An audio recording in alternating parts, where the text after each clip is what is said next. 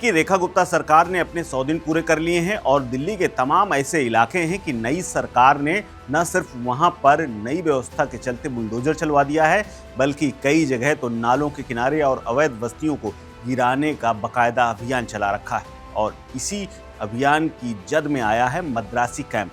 Madrasi camp में bulldozer चला और तमाम लोग बेघर हो गए। यहाँ की तमाम तस्वीरें रुला देने वाली थी। यहाँ के रहने वाले बासिंदे अपने आशियाने को उजड़ता हुआ देख करके रोते हुए भी नजर आए थे। आम आदमी पार्टी जो कि विपक्ष में है वो आंसू पोंछ रही थी, वहीं सरकार उन्हें नया घर देने का वादा करके और 2023 जैसे बाढ़ के हालात से बचने का आश्वासन दे रही थी। लेकिन अब यह मुद्दा गर्माता जा रहा है। एक दिन पहले जहां आम आदमी पार्टी के नेता मद्रासी कैंप पहुंचे थे और इस पूरे मसले को लेकर के विधानसभा तक में आवाज उठाने की बात कही थी, वहीं आज नेहरू कैंप हैदरपुर पहुंची सीएम रेखा गुप्ता ने स्पष्ट कर दिया है कि ये कार्रवाई नहीं रुकने वाली है। रेखा गुप्ता ने स्पष्ट कहा है कि सरकार और प्रशासन का इससे कोई लेना देना नहीं, क्योंकि ये आदेश यानी बुलडोजर चलाने का आदेश और मकान तोड़ने का आदेश कोर्ट की तरफ से आया है और अब इसमें कोई अवहेलना भी नहीं कर सकता है। रेखा गुप्ता ने इस मसले पर आगे कहा कि उस कैंप के निवासियों को घर आवंटित किए गए हैं और उन्हें दूसरी तरफ भेजा जाएगा।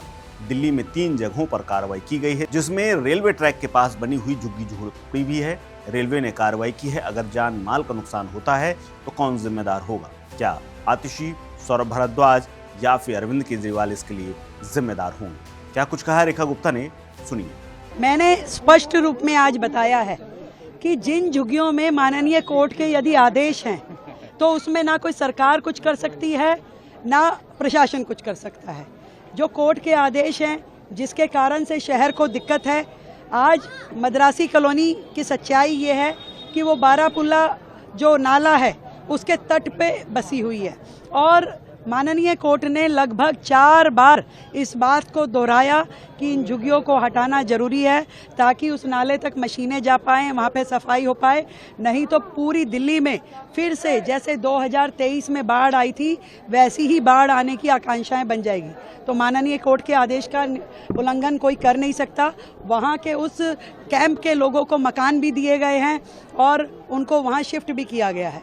इसी तरीके से बाकी जगह भी, जहाँ भी 3 जगह दिल्ली में एक्शन हुए, उसके साथ में एक रेलवे कॉलोनी पे पूरा का पूरा रेलवे ट्रैक पे लोगों ने मकान बना रखे थे जो कि रेलवे के द्वारा ही एक्शन हुआ है। तो अगर किसी की जान माल की हानि हो जाए, कोई बच्चा अगर रेलवे के नीचे आ जाए, रेल के नीचे आ जाए, तो कौन जिम्मेदार होगा भाई?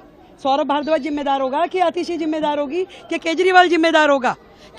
हमें दिल्ली की जनता की चिंता है।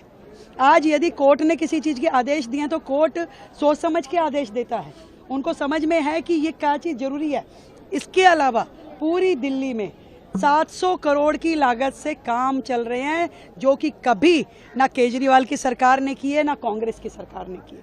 आज बेहतर सुविधाएं देने के लिए आज भी जिस झुग्गी में मैं आई हूँ, जहाँ बिल्कुल गंदा पानी सड़कों पे बहता था, लोग पानी में पैर रख करके चलने के लिए मजबूर थे, बच्चे स्कूल जाते थे तो उनके जूते डूब जाते थे, ऐसी कॉलोनी में हम गलियां, नाली, खड़ंजा बनवा रहे हैं। 700 करोड़ रुपए के काम पूरी दिल्ली में चल रहे हैं। इसलिए नहीं चल रहे कि झुग्गी टूटनी है। झुग्गी में जब तक व्यक्ति को पक्का मकान नहीं मिल जाता वो वहीं रहेगा और उसके लिए हम बेहतर सुविधाएं देंगे। माननीय कोर्ट का कहीं आदेश होगा तो उसमें हम कुछ कर नहीं सकते। इसी बीच में आज एक बार फिर से सौरभ भारद्वाज मद्रासी कैंप पहुंचे, वहां पर लोगों से मुलाकात की और पीड़ित महिलाओं का दर्द भी जाना।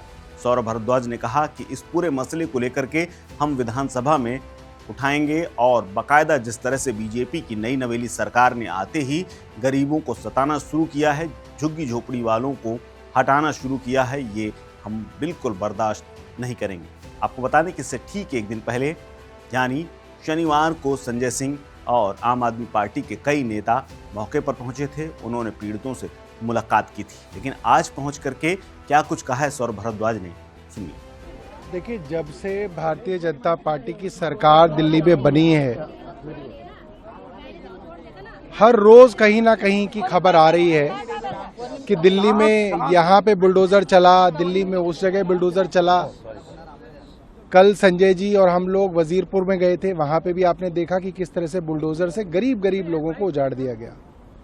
ये मद्रासी कैंप जो है ये तो 40-45 साल पुराना कैंप है 60 साल का बाबा, और 60 साल का। और लोग मतलब 45 साल की जो औरतें हैं यहाँ पे वो कह रही हैं हम यहीं पैदा हुए, हमारे दादा के ज़माने में यहाँ पे लोग आए थे। ऐसे में इन लोगों को उजाड़ दिया गया और चुनाव से पहले भारतीय जनता पार्टी ने यहाँ पे आके एक एक आदमी को कार्ड बांटे। दिखाइएगा कार्ड, कार्ड दिखाओ। ये कार्ड जो है ये भारतीय जनता पार्टी के जो प्रत्याशी थे मारवा जी, ये भी नहीं आए यहाँ उनके द्वारा बांटे गए। भी नहीं आए देखने के। और जब वो जीत गए, हाँ, पानी तक नहीं पूछा। जब जीत गए तो यहाँ पे झांक के नहीं देखा, ये लोग यहाँ पे इनकी पूरी झुग्गियां उजाड़ दी गई। कोई भारतीय जनता पार्टी का नेता अब यहाँ पे नहीं आ रहा। तो ये तो ओवरऑल आप देखिए कि कितनी बड़ी बात है। ये 2100 रुपये वाला, 21,000 रुपये वाला कार्ड है और जहाँ झुग्गी वहाँ मकान, हर झुग्गी वाले को मिलेगा घर। देखिए ये तो इतना बड़ा धोखा है जो भारतीय जनता पार्टी ने इन लोगों को दिया है। और आज इन गरीबों की आवाज़ सुनने के लिए कोई जो है भारतीय जनता पार्टी का नेता, यहाँ का विधायक, यहाँ का सांसद, यहाँ की मुख्यमंत्री नहीं आ रही है। मगर हम लोग इनके साथ हैं और इनकी लड़ाई सड़क से लेकर संसद तक लड़ी जाएगी। आम आदमी पार्टी एक एक झुग्गी में जाएगी, हर झुग्गी के अंदर जाएंगे और उनको बताएंगे कि अगर आप लोग एक नहीं हुए तो भारतीय जनता पार्टी धीरे धीरे सबका यही जो है हश्र करेगी। इस खबर में फिलहाल इतना ही। अपडेट्स के लिए बने रहिए वन इंडिया हिंदी के साथ। नमस्कार। Subscribe to One India and never miss an update. Download the One India app now.